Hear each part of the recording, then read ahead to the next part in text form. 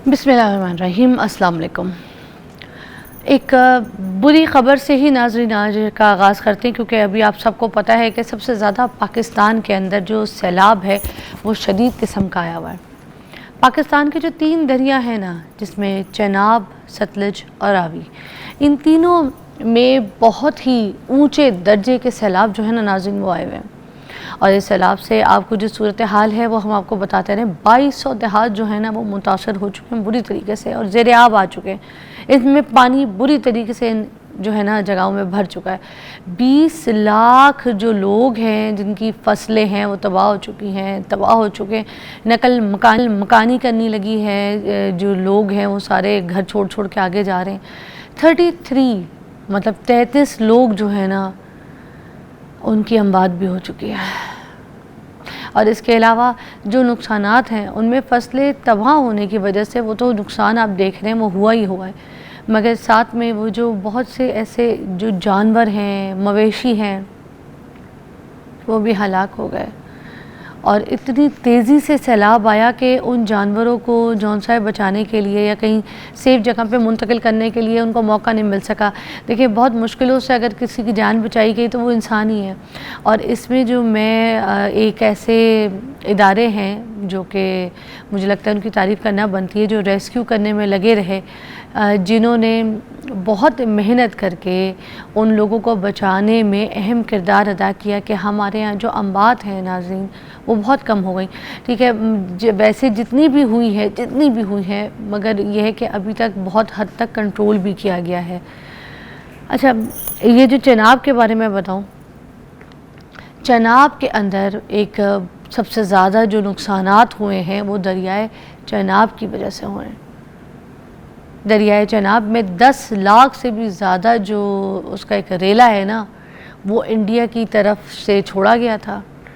और हमारे जो डिफरेंट इस तरह के जो बैराज हैं वहाँ से ये रेला गुज़रा है, जिनमें एडमराला है, ठीक है, हेडमराला और हेड खान की और हेड कादराबाद जो है वहाँ से ये रेला बहुत बुरी तरीके से गुजरा है। अच्छा, आगे अब ये हो रहा है कि जो सारा रेला है ना ये आगे तरीमू में जा रहा है, ठीक है, हेड तरीमू में।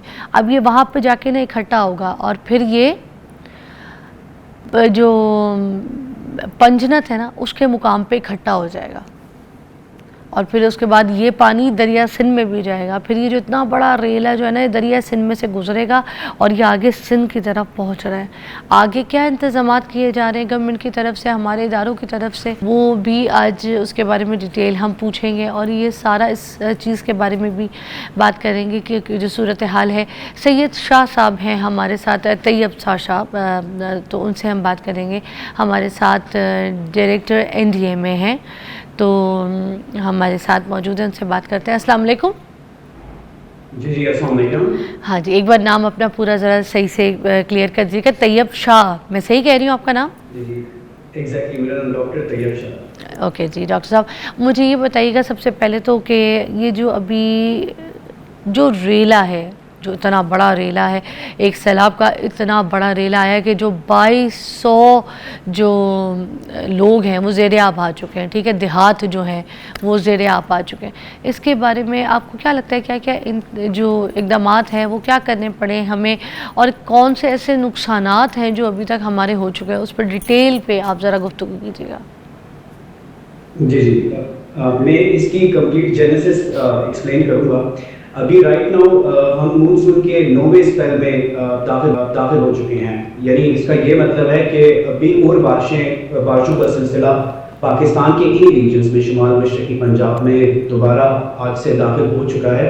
और ये सिर्फ पंजाब के शुमाल मशरक़ी पंजाब और आज़ाद जम्मू कश्मीर में ही नहीं बल्कि जो अपर कैचमेंट एरियाज जिसमें इंडिया का हिमाचल प्रदेश है, उत्तराखंड, हरियाणा और Indian Punjab and south Indian illegally occupied Jammu, इन रीजन्स में भी शिद्दत से बारिशें आज से शुरू होंगी और अगले 3 दिन तक ये बारिशों का इम्पैक्ट काफ़ी ज़्यादा रहेगा। विच मीन्स कि खुदा न खास्ता जो रिवर के फ्लोज हैं चेनाब, रावी और सतलुज में, वो आने वाले दिनों में हम देख रहे हैं कि पाकिस्तान की तरफ चाहे चेनाब के ऊपर मराला और रावी के ऊपर जसर या सतलुज के ऊपर जो गंडा सिंह वाला है, इसमें भी ये एक्सपेक्टेड है कि फ्लोज में दोबारा इंक्रीज हो। राइट नाउ जैसा आपने बताया कि अराउंड 2 मिलियन लोग इफेक्टेड हैं, जबकि अराउंड तकरीबन 6 लाख लोगों को हमने एवेक्यूएट करके सेफ प्लेसेस पे दाखिल कर दिया, ट्रांसफर कर दिया। सेकेंडली इसके अलावा राइट नाउ चूंकि चिनाब जो है, चिनाब रिवर, ये 26 अगस्त को इसने पीक पकड़ी थी मराला पे अराउंड 10,70,000 क्यूसेक का, जिसने काफी इफेक्ट किया सियालकोट को, गुजरात को। देन ये नीचे मराला से खानकी की तरफ गया और खानकी में इसने गुजरावाला रीजन को काफी ज्यादा इफेक्ट किया। And then from Qadirabad to Khanki, Khanki में हाफजाबाद का रीजन और चिन्योर का रीजन। देन एंड अभी ये जो करंटली हम ये जो मराला से जो ये रावी में इंटर हुआ है, ये इस वक्त ट्रिमू के मकाम पे जाके, जहां पर जंग का डिस्ट्रिक्ट आता है, वहां पे अभी राइट नाउ 5 लाख क्यूसेक तक का रेला वहां से गुजर रहा है। और इसके साथ साथ अभी हम एक्सपेक्ट कर रहे हैं कि ये रेला जो चिनाब का है, ये डाउन स्ट्रीम नीचे जाएगा और जो रावी का सिस्टम के साथ ये मर्ज करेगा, जहाँ पे हमारे डिस्ट्रिक्ट खानकी आता है। रावी की अगर बात की जाए तो रावी में भी चूंकि ये चाहे चिनाब है, रावी है और सतलेज है, इनके अपर कैचमेंट एरियाज जो है वो कंट्रोल्ड करती है इंडियन गवर्नमेंट। अच्छा डॉक्टर साहब रावी से हम कंटिन्यू करेंगे, ठीक है, मजीद एक ब्रेक।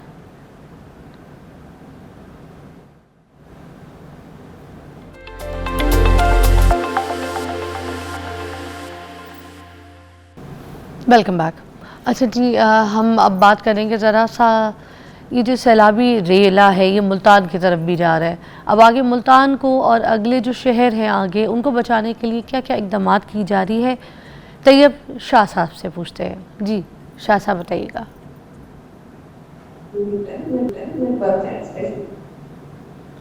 जी जी तैयब साहब, वो जी जी जी। राइट नाउ ऐसा एक्सप्लेन कि चिनाब पे ये इस वक्त ट्रिमू के मकाम पर ये सैलाबी रेला रवाना है और ट्रिमू के मकाम पर तकरीबन 5 लाख क्यूसेक का पानी इस वक्त गुजर रहा है और एक्सपेक्ट किया जा रहा है कि इसके बहाव में और इजाफा होगा। चूंकि ट्रिमू से नीचे चले जाएगा तो it will merge with the water of Ravi, जो कि सिडनई का एक हेड सिडनई है। हेड सिडनई में भी इस वक्त अराउंड 72,000 तकरीबन पानी का फ्लो है रावी का। लेकिन हम ये एक्सपेक्ट कर रहे हैं कि ये जब रावी का सिस्टम के साथ चिनाब का सिस्टम मर्ज करेगा, जो कि खानेवाल का डिस्ट्रिक्ट लगता है, तो खानेवाल के डिस्ट्रिक्ट पे तकरीबन इसका फ्लो में मजीद इजाफा होगा, जो कि एक्सेप्शनली हाई फ्लड होगा। And then it will enter होगा मुल्तान में। अब मुल्तान में जब ये इंटर होगा तो ये 2 दरियाओं के पानी को इसके अंदर मर्ज होगा। एंड थर्ड भी है एक दरिया जो कि दरियाए झेलम है, लेकिन अल्हम्दुलिल्लाह दरियाए झेलम का फ्लो इतना इंक्रीज नहीं है।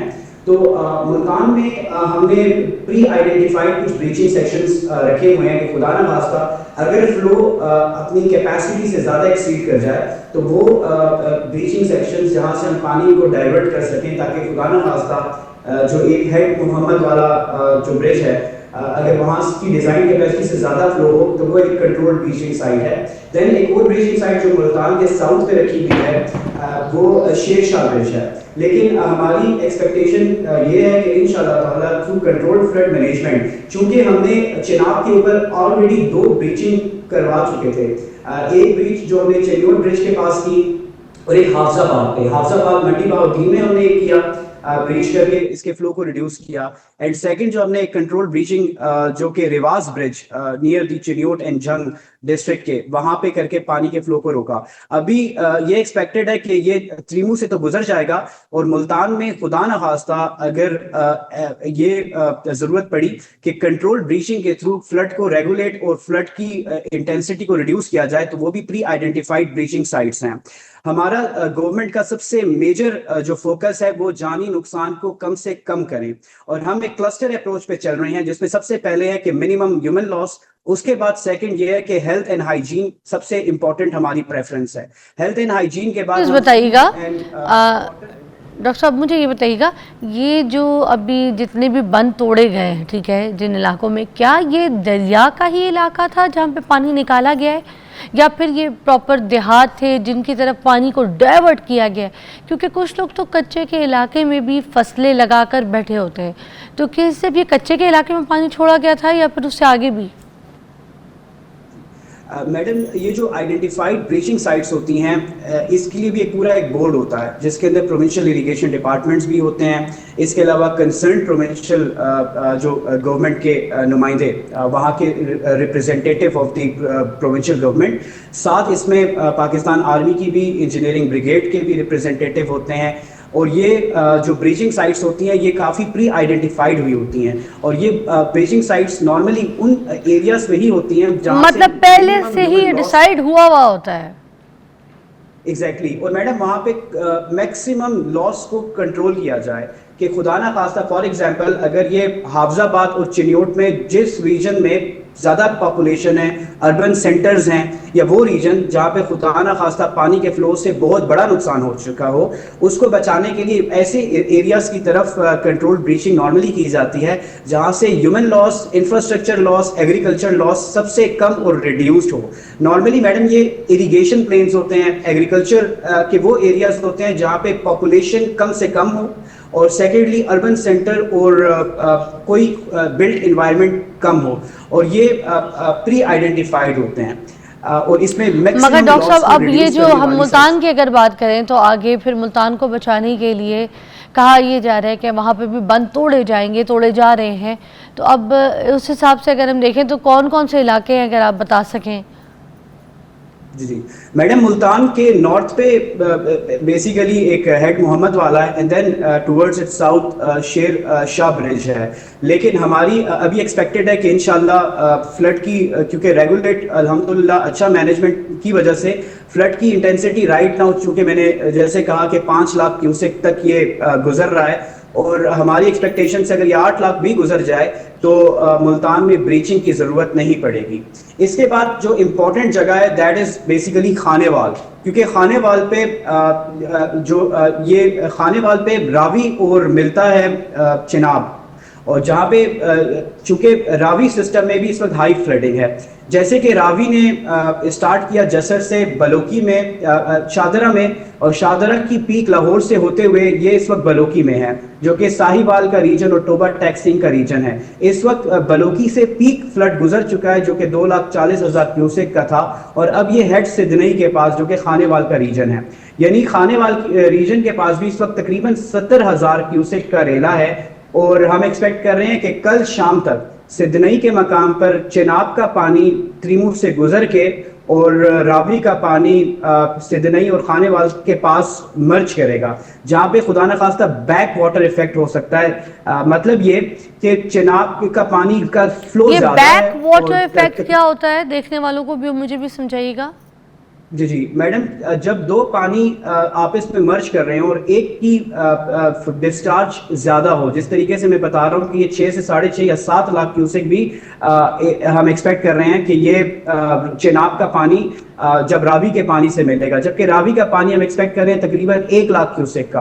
तो 1 लाख क्यूसेक के पानी का flow as compared to 7 lakh cusec के डिस्चार्ज से काफ़ी कम है। तो वहाँ पे जो खानेवाल का रीजन है उस पर जोर पड़ेगा और फ्लड रिटेन करेगा, यानी खानेवाल वाले रीजन में चूंकि चिनाब का पानी की फ्लो की इंक्रीज होने की वजह से जो रावी का पानी है उसमें लैग आ जाएगा।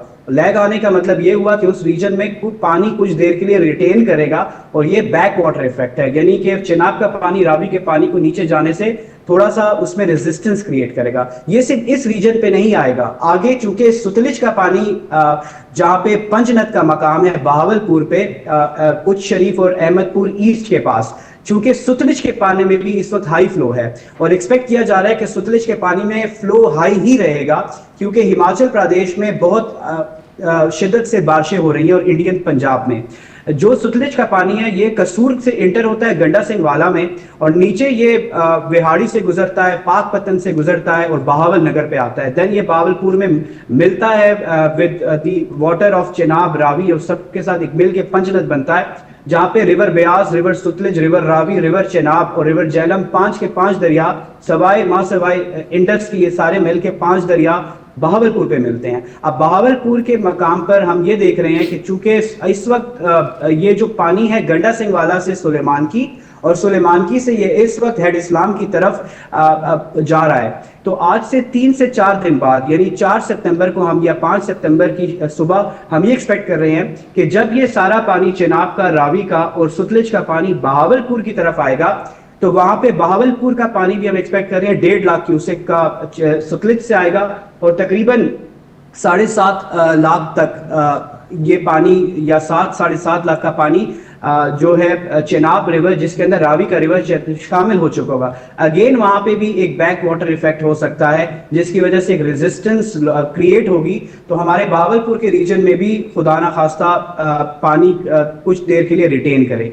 इसके बाद मैडम ये बहावलपुर से नीचे आएगा और कोट मिथन के मकाम राजनपुर पे इंडस का वाटर भी पाकिस्तान के डिफरेंट और वाटर्स के साथ मर्ज करेगा।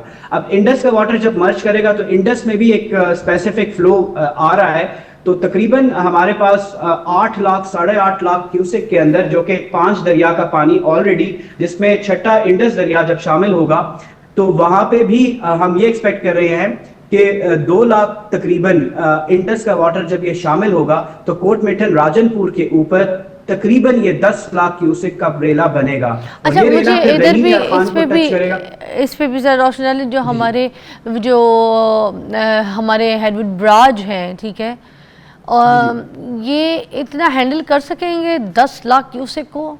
You think so? मैडम चूंकि गुड्डू बैराज पहला बैराज है जो कि सिंध की तरफ इंटर होगा, अभी तक डिजाइन कैपेसिटी जैसे ट्रीमू की 8.65 थी, अल्हम्दुलिल्लाह वी आर एक्सपेक्टिंग 8.65 चेनाब का पानी उससे गुजर जाएगा, बाकी दरियाओं से भी इंशाल्लाह गुजरेगा। पंचनद के मकाम पे मैडम जहां पे खुदा ना खास्ता कैपेसिटी एक्सीड कर जाए वहां पे कंट्रोल ब्रीचिंग आइडेंटिफाइड एरियाज हमारी उनके पास मौजूद हैं, रिस्पॉन्डर्स के पास। लेकिन गुड्डू के मकाम पे मैडम ये जब रहीम यार खान से गुजरेगा तो it will enter into Sindh, और सिंध में हम ये एक्सपेक्ट कर रहे हैं कि 6 सितंबर या 7 सितंबर की सुबह ये कम्युलेटिव सारा पानी जब सिंध में गुजरेगा तो इसने तकरीबन 10 लाख क्यूसेक या इससे लगभग आगे पीछे ये सिंध में जब दाखिल होगा तो ये गुड्डू के मकाम पर गुड्डू हेडवर्ड में गुड्डू बैराज जो है, तो गुड्डू बैराज जो है उसकी कैपेसिटी इतनी है डॉक्टर साहब? मैडम 12 लाख क्यूसेक है, यानी 1.2 मिलियन उसकी डिस्चार्ज कैपेसिटी है, और हम एक्सपेक्ट कर रहे हैं कि गुड्डू से ये बासानी गुजरेगा। लेकिन यहाँ पे एक बात ज़ेरे गौर है कि फ्लड अगर डिजाइन कैपेसिटी ऑफ हेडवर्क से या बैराज से गुजर जाए, दैट डजंट मीन कि ये लो लाइंग एरियाज को इफेक्ट नहीं करेगा। अभी भी जिस तरीके से कादराबाद से भी चिनाब से ये गुजरा है या खानकी से गुजरा है, लेकिन इसने काफी इफेक्ट किया लो लाइंग रीजन्स में, क्योंकि फ्लड प्लेन्स में भी काफी अब हमारी सेटलमेंट्स मौजूद हैं, और काफी हमारे रिवर प्लेन्स के ऊपर भी चूंकि डिफरेंट सेटलमेंट्स है तो वहां के जो सेटलमेंट्स होती हैं वो डूबती हैं, और हम ये भी एक्सपेक्ट कर रहे हैं कि जब ये शाह साहब कुछ चीज़ें ना सुनने में आ रही है हमारे कि डाउन स्ट्रीम हो गई, मिड स्ट्रीम हो गई, ठीक है, और अप स्ट्रीम जो दरियाओं का है, इसका क्या हिसाब होता है? ये तो सुनने में आ रहा है मगर हमें समझ नहीं आ रही है, what is this up stream down stream? Madam for instance मैं स्टार्ट करता हूँ बिल्कुल पाकिस्तान के स्टार्ट के जो हेडवर्क्स हैं, जैसे फॉर इंस्टेंस मैं स्टार्ट करूंगा सतलुज रिवर सतलुज जो कि पाकिस्तान का आखिरी मशरकी दरिया है, जो कि कसूर के पास है, से इंटर होता है पाकिस्तान में। ये इस पाकिस्तान में जब हमारे पाकिस्तान में इंटर होता है, जो पहला हेडवर्क या पहला जो ये स्टेशन है जहां से हम ये पानी पाकिस्तान में दाखिल होता है, दैट इज गंडा सिंह वाला हेडवर्क।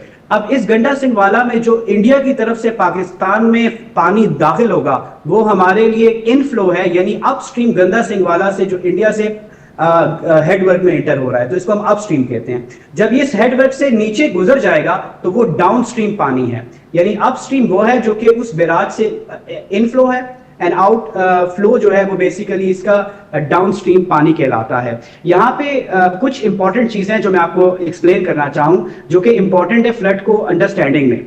पाकिस्तान में फॉर इंस्टेंस सतलुज है, तो सतलुज का जितना भी अपस्ट्रीम पानी है वो पानी सारा इंडिया से आएगा, वो पानी के ऊपर डायरेक्ट पाकिस्तान का कोई कंट्रोल नहीं होगा।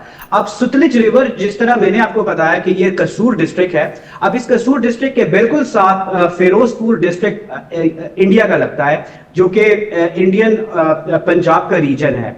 अब फिरोजपुर के ऊपर एक और इनका हेडवर्क है जो कि हुसैन वाला, और इसके ऊपर मैडम एक और हेडवर्क है हरेके, और उसके ऊपर दो रिवर्स इकट्ठे मर्ज होते हैं। यानी पाकिस्तान के सतलुज में भी जो पानी आएगा वो दरियाए ब्यास और सतलुज का कंबाइंड पानी नीचे आके पाकिस्तान में सतलुज में एंटर होगा। अच्छा शाह इंडस वाटर ट्रीटी साहब, अब मुझे ये भी बता दीजिए कि जो हमारे कच्चे के इलाके में आके बैठ जाते हैं, अपने मकान बना लेते हैं, वहाँ पे फसलें तो चले उगाते ही हैं, मगर अपने मकान, अपने बच्चे, मवेशी, माल सब कुछ वहाँ पे सेटल हो जाते हैं।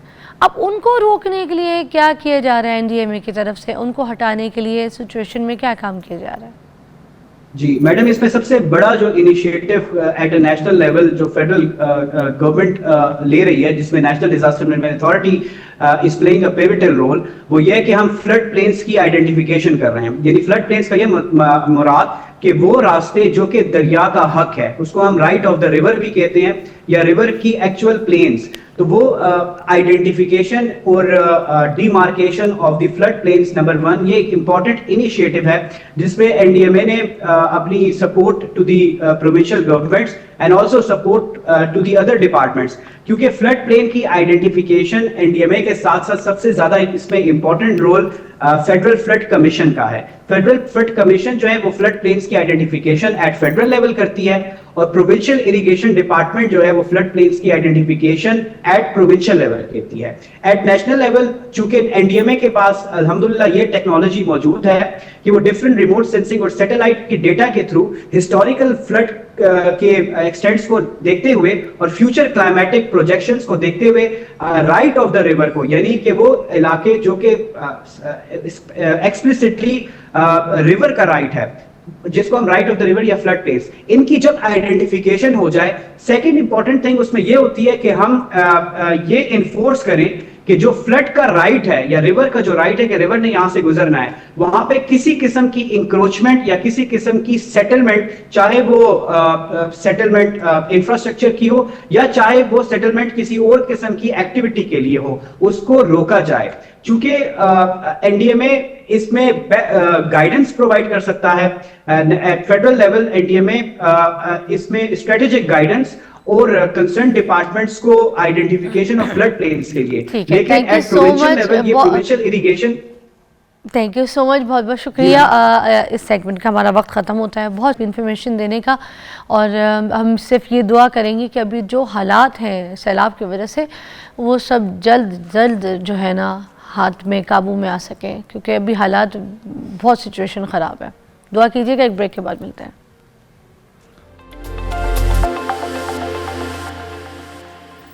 वेलकम बैक नाज़रीन। आज हमारे पास कुछ बहुत प्यारे से दो प्यारी छोटी जो है मेहमान है हमारे पास, जिन्होंने बड़ी अचीवमेंट्स की हैं छोटी सी मगर अचीवमेंट्स बड़ी हैं, और उनके साथ उनके वालिद साहब भी मौजूद हैं जिन्होंने उनकी इन बेटियों की अचीवमेंट्स में बहुत अहम किरदार अदा किया है। आज हमारे साथ मौजूद हैं सबसे पहले तो मोहम्मद इजाज़ साहब हैं। अस्सलाम वालेकुम। वालेकुम अस्सलाम। जो कि वालिद साहब हैं MMA कोच हैं, मिक्स मार्शल आर्ट्स के कोच हैं, और उनके साथ जो है उनकी दो बेटियां मौजूद है। वैसे उनकी 4 बेटियां हैं, मगर उनमें से 2 जो हैं आज हमारे साथ मौजूद हैं। एक हमारे पास है मारूश, ठीक है, हेलो, अस्सलाम वालेकुम। वालेकुम अस्सलाम, ठीक ठाक है। और उन्हीं के साथ मौजूद है सहर। ये दोनों बेटियां, इनकी डिटेल हम आपको थोड़ी सी बताते हैं। इन्होंने जियो जित्सु जो है ना, एक कराटे की मार्शल आर्ट की जो कराटे होते हैं ना, उसकी एक फॉर्म है, उसके अंदर इन्होंने गोल्ड मेडल्स जो हैं वो हासिल किए हैं। इसके अलावा वुमिनम एक वो भी इसी तरह के मार्शल आर्ट की एक किस्म है, वियतनामी तो उसमें भी इन्होंने गोल्ड मेडल हासिल किए, इन दोनों बहनों ने, ठीक है। और उसके अलावा जो जूडो कराटे हैं, ठीक है, उसमें भी, किक बॉक्सिंग में भी इन्होंने बहुत सारी अचीवमेंट्स जो हैं वो की। आज इनसे बातें करेंगे। पहले इनके वालिद साहब से। एजाज साहब क्या हाल है? शुक्र अल्लाह का जी। वाह वाह, 4 बेटियां, चारों बेटियों को आपने, वो जो हम कहते हैं कि आमिर खान साहब की जो मूवी आई थी उसको देख के आप थोड़ा सा इम्प्रेस हुए, माइक पास करके बात कीजिएगा, तो उससे आप मुझे लगता है इम्प्रेस हुए? नहीं वो या पहले से आपकी हमारा उससे पहले चल रहा। थोड़ी सी करेक्शन कर दूंगा पहले आपको। मेरी 4 नहीं 6 बेटियां हैं। ओह हाँ जी, और 6 माशाल्लाह, बेटियां 6 की 6 मगर 4 6 की आपकी 6। जो है। 4 अभी इस टाइम पे कर रही हैं, 2 की मैंने शादी कर दी है, अच्छा, तो वो अपने अपने घर चली गई हैं। तो वो माशाल्लाह, ये छोटी हैं सारी? ये छोटी हैं। तो ये चारों जो हैं माशाल्लाह अभी पाकिस्तान का नाम रोशन कर रही हैं, बल्कि समझे कि मेरा नाम भी साथ रोशन कर रही हैं। हाँ, कर तो दिया? कर दिया जी, बेशक। तो वो जो 2 बेटियां थी पहले, जी जी, इनकी शादी हो गई, उनको शौक नहीं था? उनको शौक था, वो कर रही थी, प्रैक्टिस कर रही हैं। अभी वो अपने जिम चला रही हैं, अपना जिम कर रही हैं वो लोग। अच्छा जी, तो अब तो माशाल्लाह मैं 4 बच्चों का अल्हम्दुलिल्लाह नाना भी हूँ। तो है? जी, वाह, तो नाना, और इतना जवान, कहीं से लगते तो नहीं है नाना। बस ये अल्लाह का करम नवाजी है। ना इसको ना, किसी मैं ना नहीं लगता, ये कह सकते हैं आप, है ना? जी कह सकते हैं जी। तो आप सबसे कह सकते छोटी हैं। कौन सी है आपकी? मारूश। छोटी बेटी ये है, मारूश, और वो बड़ी बेटी है। अच्छा। इससे जो 2 बड़ी हैं वो माशाल्लाह नेवी में इस वक्त जॉब कर रही हैं। वो भी बड़ी आई होपफुल के क्रेजी थी कि हमने जाना है। तो उनको लेकर क्यों नहीं आए? वो उनकी छुट्टी का मसला था, वो कल आ रही हैं इंशाल्लाह। तो हाँ। मुझे कह रही थी रास्ते में कि आप हमें साथ लेके जाते। हाँ, तो बस अब आपके साथ टाइम का एक बन गया था इशू, तो इंशाल्लाह नेक्स्ट उनको लेके आएंगे। वाह वाह, Last वेरी में। नाइस। तो मुझे बताएं, आपसे भी बात करते हैं, क्या आप लोग को शौक था या अब्बू की ख्वाहिश पे आप लोगों ने ये जो फील्ड? नहीं, हमें खुद शौक था इसके बारे में। बहनों को और- देख के? जी, अब्बू कोच थे, अब्बू को देख के बहुत पैशनेट है आप? बड़ी बहनों को देख के शौक हुआ हमें कि हम भी जाएं, हम भी करें। वो मेडल लेकर आए पहले तो उन्होंने जुजुत्सु में मेडल लिया, आर्मी की टीम्स में गए पहले, उन्होंने हाँ। पार्टिसिपेट किया आर्मी की टीम को, कॉन्ट्रैक्ट साइन था उनका। फिर हमें भी इंटरेस्ट हुआ कि हम भी खेलें, फिर हमने नेशनल खेली, नेशनल में माशाल्लाह हमारे सिल्वर मेडल हुए थे तब, और अब तो हम गोल्ड है माशाल्लाह, इंटरनेशनल गोल्ड मेडलिस्ट वो इतनी 2023। जल्दी, ये इतनी अचीवमेंट्स, अच्छा लगता है जी बहुत। हैं। आपस में कभी बहनों में जेलसी होती है, यार इसके पास मेडल ज़्यादा आ गए हैं, इसके नहीं, achievements jealousy ज़्यादा हैं, नहीं होती, ये interest ज़्यादा आता है। अच्छी प्लेयर है, ये अब्बू की फेवरेट है? नेक्स्ट टाइम हम फिर होप रखते हैं कि नेक्स्ट टाइम हम इससे भी अच्छा परफॉर्म करेंगे और इससे भी अच्छे कॉम्पिटिशन लेते हो बहनें आपस में भी हैं? तो आपको भी यही शौक था? मुझे भी शौक था, इनको देख के मुझे शौक आया था। इसके अलावा मैं देखती थी, मुझे था कि मैं भी करूं, लेकिन मैं थोड़ी सी बड़ी हुई, फिर मैंने कहा मैं भी करूंगी। अब मैंने भी किया और अब मेरी अचीवमेंट आपके सामने तो है। पढ़ाई आगे साथ साथ चल रही है? एफए स्टूडेंट, वाह। और आप? Second year physical education FA. ये तो बड़ी मुश्किल टफ स्टोरी है आप लोगों की, देखा जाए तो ये भी साथ साथ इसमें गोल्ड मेडल भी ले रहे हैं, Yes. इसमें भी एफर्ट और प्रैक्टिसेस तो आपकी बहुत ज़्यादा होती होंगी। कुछ फुटेजेस भी हम इनकी चलाते हैं स्क्रीन पे ताकि आप देख सकें कि जिन बच्चों की हम इतनी तारीफ़ कर रहे हैं, बात कर रहे हैं, उनकी देखें क्या प्रैक्टिस है, क्या गेम्स हैं। ये अपने वालिद साहब के साथ खेल रहे हैं और क्या वालिद साहब देखें अपनी बेटियों को खुद सिखा रहे हैं। Wow, I like the passion, कितने अच्छी तरीके से बाप अपनी बेटियों को ट्रेन कर रहा है। आहा, ओ ओके, बहन ने बहन को यार ज़बरदस्त। तो आपस में कभी एक दूसरे को अगर जोर से लग जाए इसी तरह तो घर पे आके लड़ाई होती है कि अब्बू गेम उसको में बोला ऐसा करें होता हाथ रहता हल्का है, रखे? इंजरीज वगैरह लगती रहती हैं नहीं, या आपस में बहनें भी तो खेल रही हैं आप आपस लोग, में तो ये बहनें तो कभी वो गेम में था ना, गेम तक होगी उसके बाद नहीं। अच्छा। अब गेम की बात गेम में। डांट पिटती है अब्बू से? नहीं, कोच भी तो है वो अब्बू से हट के। कोच जब हो तब पड़ती है। हाँ, तो ये बात बताओ ना मुझे। जब वो कोच अपनी एक मूड में होते हैं, कोचिंग कर रहे होते हैं, तब डांट पिटती है? जी। कैसे? तब फिर वो कहते हैं कि मैं अब्बू नहीं हूँ इस टाइम। बता देते हैं। हाँ जी, वो कहते बता हैं मैं अभी देते हैं तुम्हारा कि अभी अब्बू मैं नहीं कोच हूँ। कुछ सजा मिली है, कोई सही हाँ। प्रैक्टिस किसी ने नहीं की है, कोई डांट पड़ जाती डांट है पड़ जाती है, और अक्सर कोई सजा सजा भी को मिल टास्क जाती है। नहीं दिया कि कंप्लीट करना है आज? हाँ, टास्क वो मिलते task रहते हैं कि मिलते नेक्स्ट रहते टाइम हैं अगर कि- ना हुआ तो फिर हम ये इवेंट लास्ट होगा, ये इवेंट लास्ट होगा। है। तो आप और भी बच्चों को ट्रेन करें? जी अल्हम्दुलिल्लाह। मेरे पास तकरीबन मैंने सुबह की क्लास होती है शालामार गार्डन में, तो वहाँ मेरे पास 100+ स्टूडेंट होते हैं डेली बेसिस पे। तो वहाँ से टैलेंट बड़ा अच्छा निकल रहा है जी। वहाँ पे जिन लोगों को ज़रूरत है उन लोगों को करवा रहे हैं, क्योंकि मेरा एक अपना इलाका भी है वो। उसके बाद मेरे पास काफ़ी सारे जिम भी हैं, तो जो टैलेंट निकलता है वो वहाँ से निकलता है शालामार गार्डन से। तो अभी कुछ स्टूडेंट मेरे साथ भी हैं और ये भी आर्मी और नेवी और वापडा को रिप्रेजेंट कर रहे हैं मेरे साथ। तो माशाल्लाह अल्लाह ने बड़ी इज़्ज़त दी है जी इस मामले में, मैं जितना अल्लाह का शुक्र अदा करूँ कम है। तो अभी आपकी चारों बेटियां जो हैं इंटरनेशनल लेवल पे परफॉर्म कर रही हैं, खेल रही हैं। अल्हम्दुलिल्लाह अल्हम्दुलिल्लाह। और इसके लिए कितनी एफर्ट करनी पड़ती है इसकी सिलेक्शन के लिए? सिलेक्शन के लिए देखिए इनकी एक बेस बनी बचपन से ही ना।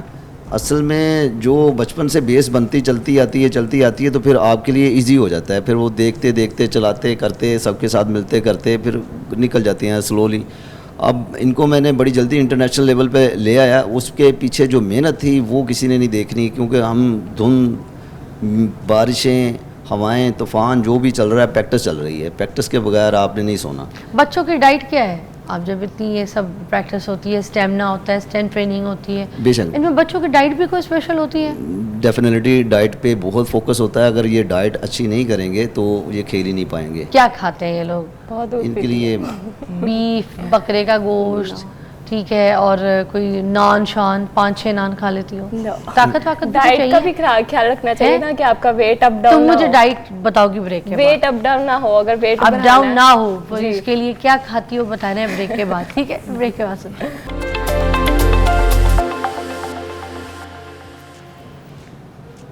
Welcome back. एजाज साहब की बेटी हमारे साथ मौजूद है, तो क्यों ना हम यहाँ पे कुछ एक्टिविटीज़ भी आपको करके दिखाएं कि बच्चे जो हैं किस तरीके से परफॉर्म करते हैं। क्या दिखाना चाहेंगे? कुछ थोड़ा सा मेरे ऑडियंस के लिए भी। एक दो टेक्निक्स आप कर दें। आ जाए इधर आ जाए। जो लड़कियों के लिए मोस्ट इम्पोर्टेंट होता ओके, ये दिमाग में रखिएगा कैमरा उस तरफ है तो फेसिंग उस तरफ रखनी है, बैक नहीं करनी, ठीक है? हाँ, कैमरे ये है, वो है, ये है, आपने अपनी बैक नहीं रखनी, ठीक है? इस तरफ फेसिंग रखनी है। ओके गर्ल्स, चले जी, बोलते भी जाए साथ साथ बताते भी जाए। क्या कर रही है अभी? अगर लड़की ने हाथ पकड़ लिया ना तो किक करके हाथ ग्रिप कर, ये ओके, और ये पीछे ओह बस। हाथ वाथ वो तो नहीं लगा कुछ? तुम्हें चोट वोट तुम लोग को बिल्कुल नहीं लगती है? ये बचाते कैसे हो तुम? और अपनी बहन पे ऐसे जुल्म करते हुए तुम्हें तकलीफ नहीं होती? तुम्हें लगी नहीं, ये सेल्फ डिफेंस की टेक्निक्स होती हैं और वर्ल्ड में इसके टीम्स बनाई जाती हैं। हाँ। टेक्निक जो बेस्ट तरीके से परफॉर्म करता है, जो बेस्ट टेक्निक होती है, फिर उसी पे वो। आप समझो इसने हाथ पकड़ा है, बदला नहीं। हाँ ठीक है। यार इतनी जोर का फेंका, मेरा खुद दिल निकल गया। चले जी, अब तुमने हाथ पकड़ना, अब ये तुम्हें बताइए ऐसे वो लड़के फेंकेगी तुम्हें।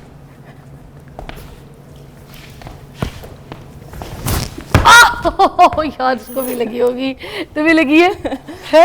नहीं मतलब कैसे तुम लोग यार? प्रैक्टिस होती है ना। प्रैक्टिस होती है, कैमरा होता है, अच्छा प्रैक्टिस होती है। तो ये हम अगर हमें भी कोई इस तरह से तंग करे तो हम अपनी टेक्निक में इस तरह से बचा सकते हैं। सेल्फ डिफेंस आप सेल्फ डिफेंस कर सकती हैं। नहीं, मैंने थोड़े दिन पहले किया था तो मेरा तो हाथ अभी तक ठीक नहीं हुआ। वो आई थी तो वो ऐसे मुझे सिखा गई कि उन्होंने मेरा हाथ असल में मोड़ दिया, तो वो अभी तक ना फ्लाइंग मूवमेंट पे ही है। ये सब प्रैक्टिस से होता है, आप में फिटनेस होती है, बॉडी मूव वगैरह ये सब, और इसलिए ये होता है। अच्छा, और कोई ऐसे एक्शंस वगैरह जो मैं आपको कुछ लगता है कि जो अटैक होते हैं ऐसे सेल्फ डिफेंस के चाकू लिए? वगैरह लेकर आए तो, या पीछे अच्छा। से पकड़ ले या कोई, पीछे से कोई पकड़ ले। हाँ, तो उसके फिर? अटैक्स वगैरह लॉक करके सामने को नुकसान भी दोबारा नहीं पहुंचाना दिखाएगा, है। क्लोज पे भी हम दिखाएं किस किस तरह ऊपर पकड़ा से किसी ने? अपने बाजू हाँ। को और यूं। और ये जगह ये ये, हड्डी से, elbow। ओके। अच्छा, और अगर कोई और अगर ऐसे कोई neck पकड़ ले। गला पकड़ ले, हाँ लड़ाइयों में, और और अपने लड़ाइयों में अक्सर पकड़ लेते हैं। हाँ हाँ, ऊपर। अच्छा, वाह वाह वाह जी। वाह। अच्छा, और अगर आपको कोई मुंह से पकड़ता है ऐसे, आपको पता है ना? जी, यही जो हालत। फेस। अभी मैंने सेल्फ डिफेंस की क्लासेस दी थी कुछ, हाँ, हाँ। और लड़कियां पूछ रही थी कैमरा उधर है, कैमरा उधर कि बैग से कोई मुंह पकड़ ले, हाँ, तो उसके लिए आप उसकी एक फिंगर टर्न करनी है, ये बस। जी। अगर हो ही ना, ताकत ऐसी हो, फिर होगी ये फिंगर, और ये अच्छा, प्रैक्टिस से होता कोई है ना, एक प्रैक्टिस आध करनी चाहिए। फिंगर को जो है पुश जी। करना है पीछे, सेल्फ डिफेंस एक ही दिन में सीखा नहीं जा सकता, इसके लिए मंथ लगते हैं, उसके लिए प्रैक्टिस होनी पड़ती है इसलिए। अच्छा, प्रैक्टिस होती है जी। प्रॉपर उसके लिए। अच्छा, और कोई भाग रहा हो आपके पीछे, भाग रहा हो सेल्फ डिफेंस में, आप एक अगर आप, हाँ, सेल्फ डिफेंस सिर्फ लड़ने का नाम नहीं है, ये आपकी बॉडी लैंग्वेज, कॉन्फिडेंस ऐसा होता है, आइज कॉन्टैक्ट ऐसा होता है कि सामने वाला देख लेता है कि लड़की कैसी वो है। एक ये वाला भी तो होता है ना, आंख को जी। ऐसे, वो क्या होता है ये वाला जो वो कुंफू स्टाइल होते हैं, martial arts, mix martial arts, ये सिर्फ कराटे का नाम नहीं है, MMA आइए। ऑल डिफरेंस होता है। और ये चफ्फे वगैरह होती है, जो टेक्निक्स होती है जो यूज होती हैं। क्या बात है, गिव मी 5, ये हुई ना बात। आइए तशरीफ रखिएगा, क्या बची है, क्या अब्बा का नाम रोशन करिए, पूरे मुल्क का नाम रोशन करिए। Thank you so much. आप अपनी बहनों को भी लेकर आइएगा बहुत जी। जल्दी, ठीक है, हम मिलवाएंगे। जो 2 बहनें रह गई हैं उनको भी हम मुलाकात करवाएंगे। अभी एक ब्रेक लेंगे, उसके बाद ज्वाइन करेंगे आपको।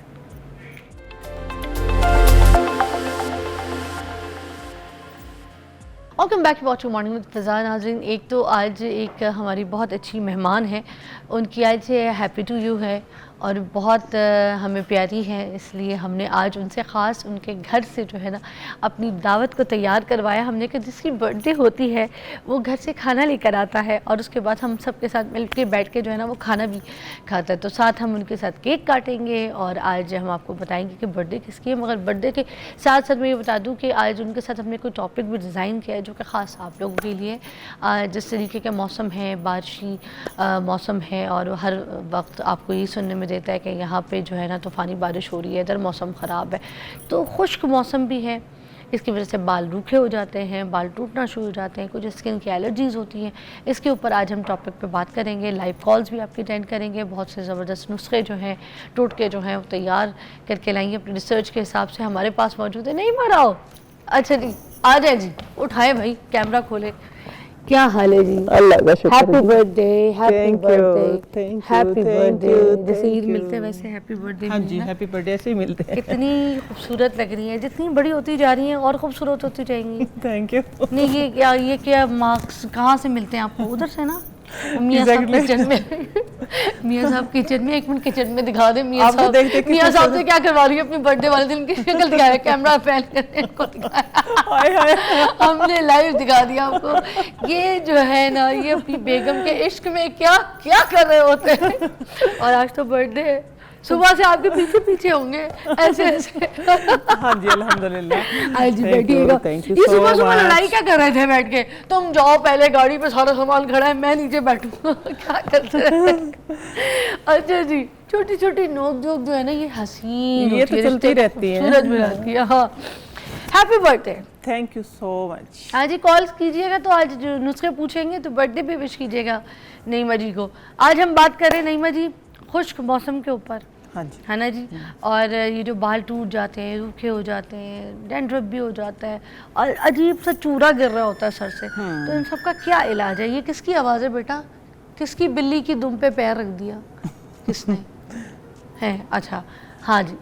असल में ये फ़िज़ा कि जिस तरह का मौसम, तो बस ये कि सबके लिए दुआ है कि अल्लाह ताला ये नागहानी आफतें होती हैं, ठीक है, अल्लाह ताला इनसे बचाया। जिस तरह के सैलाब और ये मौसम, बारिशें रुकी नहीं रही हैं उसकी वजह से कि ह्यूमिडिटी ज़्यादा है, इन लोग नहाते भी नहीं हैं। और फिर दूसरा ये कि बालों में, पूरी स्किन की एलर्जी हो रही है, बालों का मॉइस्चर ख़त्म हो रहा है, ख़त्म नहीं हो रहा, बाल जुड़ रहे हैं। वो एक अजीब सा कहते हैं ना कि घुम्मस का एक मौसम हुआ है। तो उसमें ये है कि आप लोगों को एक तो फुर्सत भी नहीं है अपने आप को देखने की, संवारने की, कुछ भी। लेकिन ये कि फिर जो मैंने देखा है, क्योंकि मेरे अपने साथ हुआ, मेरे देखने वालों में, सुनने वालों में, सब में ये हुआ कि बाल जो हैं अंदर ही अंदर टूटना शुरू हो गए हैं। तो मैं ये था कि आपको पता है कि मैं सारे किचन से ही सारी मेरी रेमेडीज़ होती हैं, नेचर से सारी रेमेडीज़ होती है, मेरी रिसर्च है।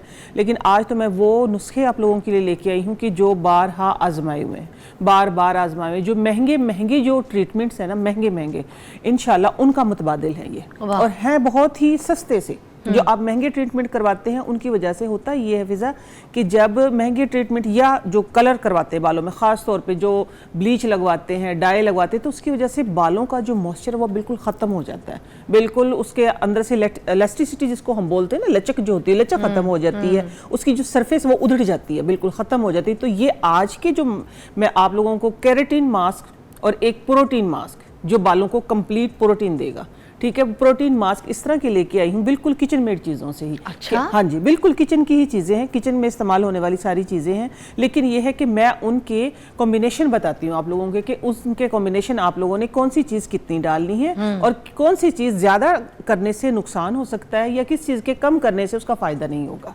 तो ये, अच्छा। हाँ जी, तो ये है, ये मेरी रिसर्च है, इसी के ऊपर मैं सारा काम करती हूँ और यही फिर आप लोगों की खिदमत में लेके और आप लोगों की खिदमत में लेके हाजिर होती अच्छा, हूँ। कुछ लोग ये समझते हैं कि हमारा स्कैल्प जो है ना वो कमज़ोर हो गया है, जिसकी वजह से बालों में ब्रेकेज बहुत आती है, तो उसका ये क्या है, ये वजह है या फिर सिर्फ बाल टूटता है? नहीं, जो मतलब देखिए वो हेयर फॉल है, जिनका स्कैल्प वीक हो जाता है ना वो हेयर फॉल होता है, क्योंकि जब जड़ें हैं वो इतनी कमज़ोर हो जाती हैं कि फिर लोग करते क्या कि चंपी शुरू कर देते हैं, कि बाल झड़ रहे हैं चंपी शुरू कर देते हैं। वो जो स्कैल्प है हमारा वो इतना वीक हो चुका होता है। ये सिर्फ ये नहीं कि स्कैल्प वीक हो गया तो वो सिर्फ जस्ट स्कैल्प हमारी सिर्फ ऑयलिंग ना करने की वजह से या हमने बालों की केयर नहीं की, नहीं, बालों की केयर नहीं, वो अंदर की केयर से होता है। ठीक है, जब हमारा अंदर वीक होता है, हमारा इम्यून ठीक नहीं होता है, मतलब जब हमारा बालों की नशोनुमा आपके अंदर की ग़िज़ा से अंदर की ग़िज़ा से है। अंदर की ग़िज़ा 70% है और हमारी जो केयर है वो हमारी 30% है। अच्छा, तो नईमा जी 70% एक और चीज़, बाल जो रूखा जब होता है, आपको पता है जब टूटता है, दो मुंह भी हो जाता है, तो डैमेजेस ज़्यादा बालों में दिखाई देते, तो शाइन वाइन ग्लॉसिंग कुछ नहीं। पहले देखे ना कितने अच्छे लगते थे। मेरी अपनी बड़ी बहन के बाल, उसके बड़े सिल्की बाल, वो नहा के निकलती थी तो हल्का सा धूप में बैठती थी, बाल सुखा के आती थी तो उसके शाइन होते थे बालों में। शाइनी, अब शाइन ख़त्म हो गई बालों में। शाइन इसलिए ख़त्म हो गई कि वो जब अपने बहन की जो बात आप कर रही है ना, उस दौर में फिर भी कुछ ना कुछ नेचुरल चीज़ें थी।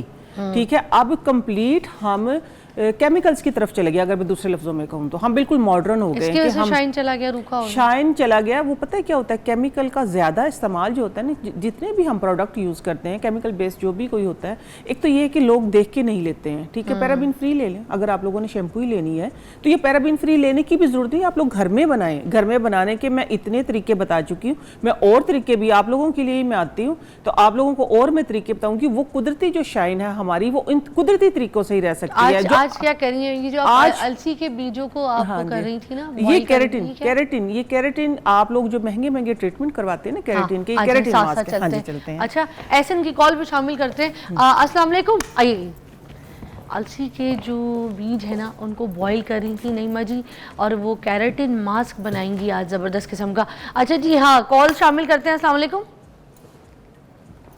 ड्रॉप हो गई कॉल कर सकते हैं, पूछ सकते हैं बालों के बारे में। अच्छा, मुझे ये होता है कि लड़के भी बेचारे ना आजकल रूखे बालों के जैसे गंजे होते जा रहे हैं, और उनके रिश्ते क्या होंगे? लड़कियां भी सबसे पहले इसमें जो हमारा लाइफस्टाइल चेंज हो गया है ना, लाइफस्टाइल जो चेंज हो गया उसकी वजह से कि हम अपनी केयर नहीं करते हैं, सिर्फ हम मैं केयर आपको करते बताऊं, हैं। मुझे भाइयों के भी सर गंजे नहीं चाहिए, मुझे लड़के प्यारे प्यारे बाल वाले जो सर उनके स्टाइलिंग वो अच्छे लगते हैं। आपके पिछले शो में मैं बता के गई थी, एक मैंने बनाया है स्पेशल, मैंने भी बनाया, आप लोग खुद भी बना सकते हैं, हलीला बलीला आमला। ठीक है, हलीला बलीला आमला, ये तिरफिला के नाम से मशहूर है ना, तिरफिला के नाम से मशहूर है ये। इसमें बहीड़ा है, आमला है और हरड़ है। ठीक है, इनका हरड़ का और जो वो आमला भी साफ करके उसकी भी गुठली निकालनी पड़ती है, जो हरड़ होती है उसका भी छिलका होता है, बहीड़ा का भी होता है। तो ये बराबर मिकदार में अपने बराबर रेशो में लेने हैं, क्योंकि बाज़ लोग बताते हैं कि वो हरड़ थोड़ी सी कम कर देते हैं, लेकिन मैं बराबर मिकदार में मैंने डालती हूँ और अल्हम्दुलिल्लाह उसका बहुत अच्छा फ़ायदा है। लेकिन मैंने उसमें इजाफी जो चीज़ डाली है वो डाली है, उसके अंदर सफ़ेद ज़ीरा है और कलवंजी है और साथ में आंबा हल्दी है। ठीक है, ज़ीरा क्या काम करेगी? ज़ीरा, ये सारी चीज़ें मैं बताती हूँ, सारी चीज़ें हमारे इम्यून को बूस्ट करेंगी, हमारे इम्यून को स्ट्रॉन्ग करेंगी।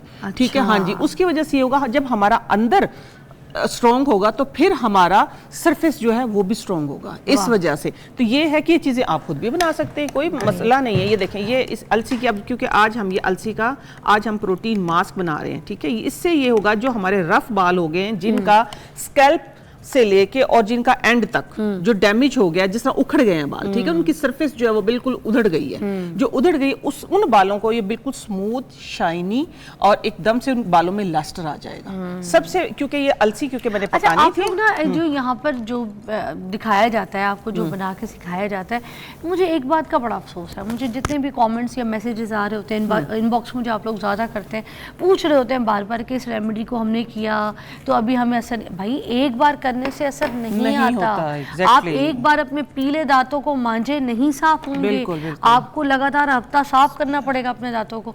उसी तरह से अब अपने बालों का, अपने स्किन का जो हम यहाँ पे नुस्खा, जो चीज़ें आपको रेमेडीज बताते हैं उसको आप इस्तेमाल करें ना अपनी जिंदगी जिस तरीके से बताते हैं। अगर हफ्ते में आपको एक बार कहा है तो हर हफ्ते इस्तेमाल करके देखें, और हर रेमेडी को 3 महीने का टाइम दिया करें, महीना भी नहीं, 3 महीने। आप वाकई देखें फर्क आपके चेहरे पे, बालों में, आपकी सेहत में नजर आएगा। ऐसे ही है ना? एग्जैक्टली, बिल्कुल सही कह रही हैं एक आप। बार खा लेते एक पक्की बार- बना के कहते हैं यार सुबह हम ठीक हो जाए, सुबह कैसे ठीक हो?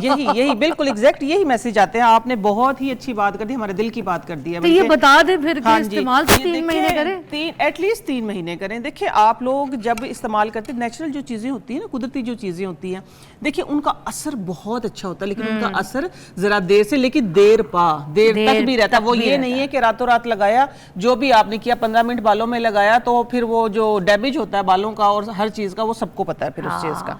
और ठीक ये है, भी जो देखिए। मास्क है ना, ये एक बार से फर्क नहीं देगा। एक बार लगाएं, बालों की नशोनुमा के लिए, चीजों के लिए ये शाइन तो देगा, हफ्ते में मगर आप जितने- लगाना शुरू करें। अगर आप लोगों ने अपने बाल हेल्दी करने हैं तो आप लोगों ने इसको, अगर बाल ठीक हैं और फिर आप चाहते हैं कि बाल हेल्दी हो जाएं, तो फिर हफ्ते में एक बार, ठीक है, लाज़मी। अगर बाल लाजमी 3 महीने तक, ठीक है। हाँ जी। और अगर आपके बाल बहुत डैमेज है तो आप 2 से 3 बार इसको लगा सकते हैं, लेकिन मस्ट लगाना है तो फिर ही फर्क पड़ेगा, अदरवाइज फर्क नहीं पड़ेगा। ठीक है, एक दफा में वो फिजा ने तो बहुत अच्छी पहले ही बात कर दी है। ठीक है, ये स्ट्रेनर भी मैं जरा इस तरह का लेके आई हूँ। देखिए ये मैंने केला था, केला मैश किया है, ठीक है। इसके अंदर फिर हम इसको दोबारा अगेन स्ट्रेन, ये गरम गरम अलसी की जेल जिस तरह मैंने ये छान ली है इसके अंदर, ठीक हो गया।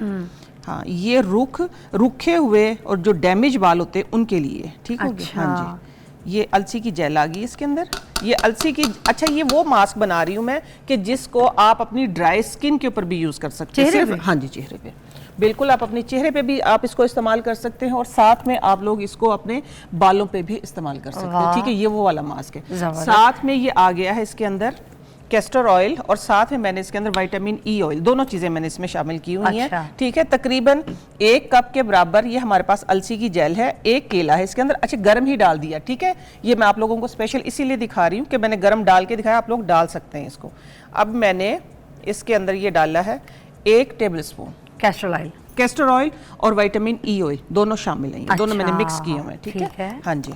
इसके अंदर अब अगली जो चीज़ जाएगी, वो आप कोई भी एसेंशियल ऑयल डालना चाहें। देखिए मेरे पास रोजमेरी का ऑयल है, ठीक है, रोजमेरी का ऑयल है स्पेशल, ये स्मेल करके देखिए। हाँ, इससे केले की खुशबू भी खत्म हो जाएगी। वैसे कैस्टर ऑयल से भी हो जाती है, कैस्टर ऑयल मगर इससे और अच्छी हो जाएगी। एसेंशियल ऑयल आप अपनी पसंद का कोई भी डाल सकते हैं, ठीक है। ये वो मास्क, ब्रेक लेते हैं, जब तक आप इसको फेंट लीजिएगा, इसको whisk करते हैं, फिर हाँ हम जी। एक रिपीट और हम आपको दोबारा बता देंगे क्या किया। ठीक है, ठीक है, ब्रेक।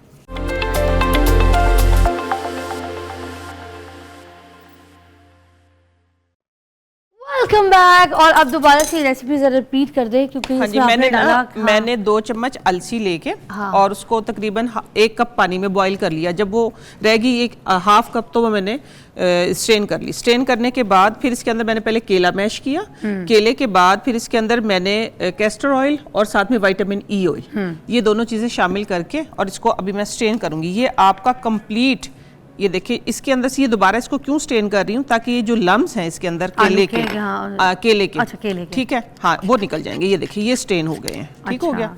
हाँ जी, इसको हम अभी करेंगे। अभी दूसरे, ये आपके बालों को, जिस तरह मैंने बताया ना कि जो ड्राई डैमेज वाले, ये देखिए सारे इसके लम्स जो हैं वो निकल गए हैं। इसको हम इधर रख देते हैं एक साइड पे। और ये केराटिन मास्क है बालों के ये केराटिन मास्क है, ठीक है।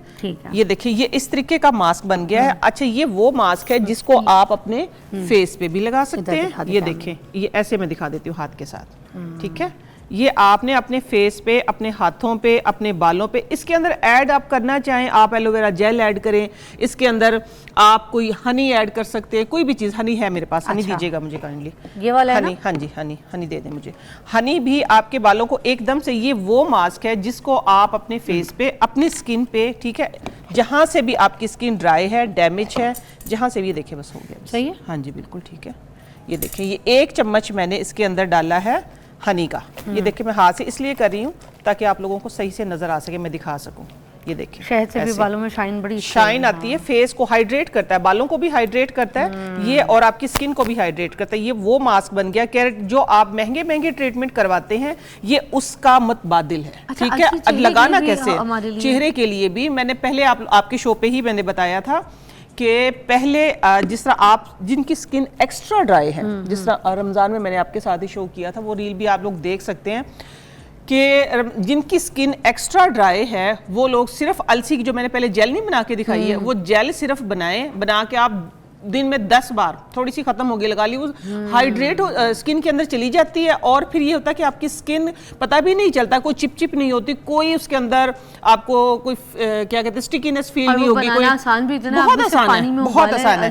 अच्छा, अब बीजों इसको को मैं बस- लगाने का तरीका बता दूं कि आप लोगों ने लगाना कैसे है। अच्छा, बाल आप लोगों के साफ होने चाहिए, ये नहीं कि 4 दिन के धुले हुए बाल हैं तो फिर आप लोगों ने, बाल आपके जितने मर्जी ड्राई हो गए हैं, डैमेज हो गए हैं, ठीक है, लेकिन बाल साफ होने चाहिए एटलीस्ट। फौरन से अगर ना भी वॉश हुए हुए हैं तो कम से कम एक दिन तकरीबन 12 घंटे से ज्यादा के ये ना हो कि आपके बालों में, क्योंकि एक वो कुदरती ऑयल आ जाता है स्कैल्प में, ठीक है, स्कैल्प में ऑयल नहीं होना चाहिए। हाँ, स्कैल्प में ऑयल ना हो, अगर हो भी तो 12 घंटे से ज्यादा, वो ना हो कि आप लोगों ने ये है कि एक दिन गुजर गया, 2 दिन गुजर गया, इतना ना, 12 घंटे का वक्फा हो सकता है, ठीक है।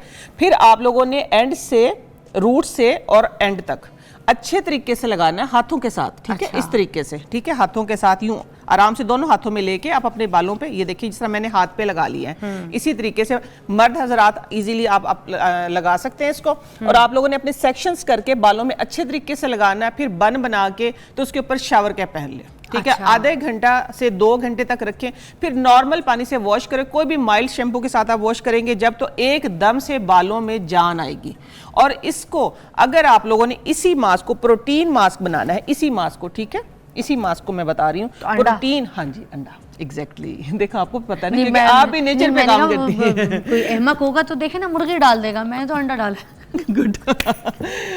अगर इसी को आपने प्रोटीन मास्क बनाना है तो आपने इसमें अंडा डालना है, ठीक है, ये अंडा हमारे पास है, हम इसके अंदर अंडा डाल देते हैं। ये हमारा पहले केराटिन मास्क था, इसी को मैंने बना दिया है अब प्रोटीन मास्क, ठीक हो गया, ये देखें। अच्छा, और देखिए ठीक है, हर्बल हाँ जी, मास्क हो गया। हाँ जी, ये हर्बल देखिए ना, प्रोटीन मास्क है, कंप्लीट प्रोटीन। अच्छा, एक और चीज से भी, एक और भी बहुत बिग सोर्स है प्रोटीन का, देखिए अंडा नहीं है आपके पास, ये देखें फिजा, ये आप इधर दिखाएं, ये इसका कलर चेंज हो गया है, ठीक है।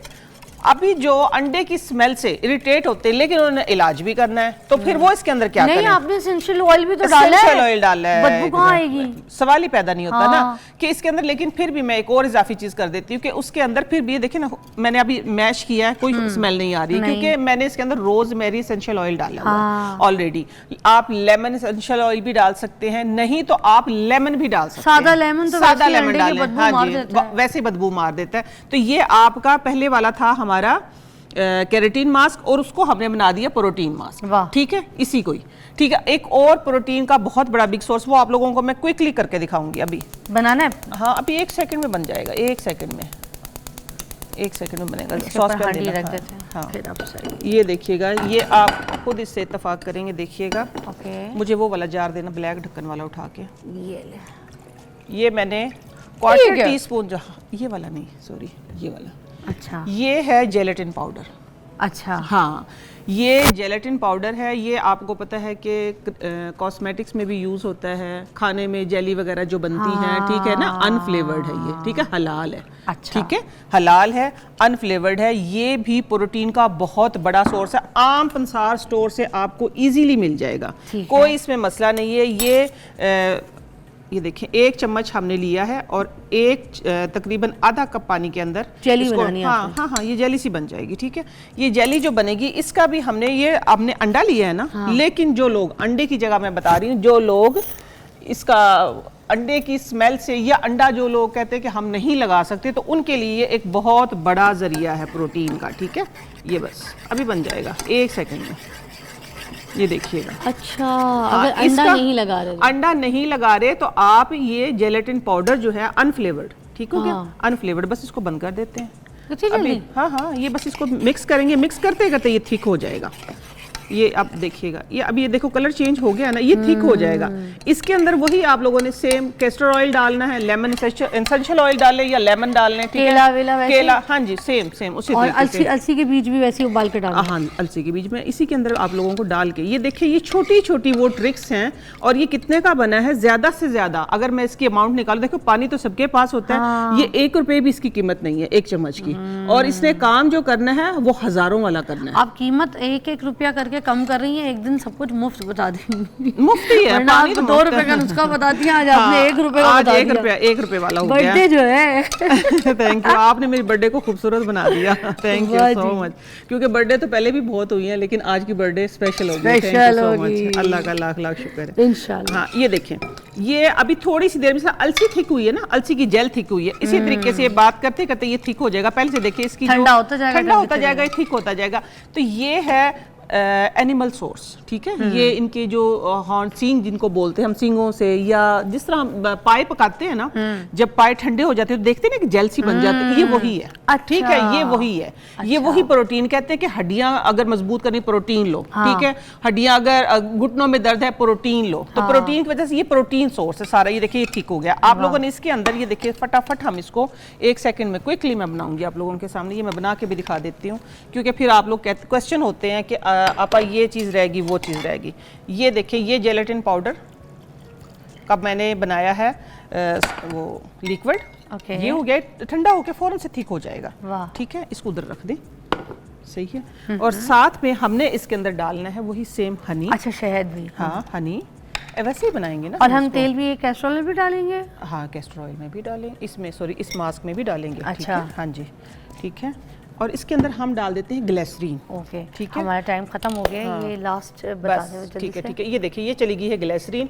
ये 2 आज ऐसे मास्क हैं कि जो आप ये देखिए थिक हो गया, ये साथ में थिक होना। अगर अंडे वाला किसी को नहीं लगाना, केले वाला, तो फिर वो जेलेटिन और पाउडर ये के साथ दोनों फेस पे भी आप लगा सकते हैं, जिनकी स्किन ड्राई है, डैमेज है, या जिनको फाइन लाइन आ रही हैं। लेकिन आपने इसको लेके अगर स्टीम लेंगे तो 200% रिजल्ट हो जाएंगे। अदरवाइज फेस पे आप लोगों ने लगाना है तो लगा के लेटना है, फिर इसको पील ऑफ करना है। ये एक्चुअली पील ऑफ मास्क बन गया है। ठीक है, ये देखिए ये इस तरह का थिक हो गया। अगर आप दिखा सके, लो मैं दिखा देती हूँ। ये देखें, ये इस तरह का थिक हो गया। ये पील ऑफ मास्क बन गया आपका। ये आपकी स्किन के जो ब्लैक हेड्स हैं, जो वाइट हेड्स हैं, आपने मसाज करना है, मसाज करके ज़रा सी स्टीम लेनी, उसके बाद ये मास्क अप्लाई करें, एक और इसकी लेयर लगाएं और फिर इधर से इसको आराम से उतारें। आपके जितने भी आपकी डेड ये वाइट हेड है, ब्लैक हेड है, सारे के सारे रिमूव होंगे और इंशाल्लाह आपकी स्किन जो है वो हेल्दी और शाइनी होगी। क्या बात है। बार बार दिन ये आए, बार बार दिल ये गाए, तुझे हजारों साल के दिन हो बेमिसाल। Happy birthday to you, happy birthday to you. Thank you.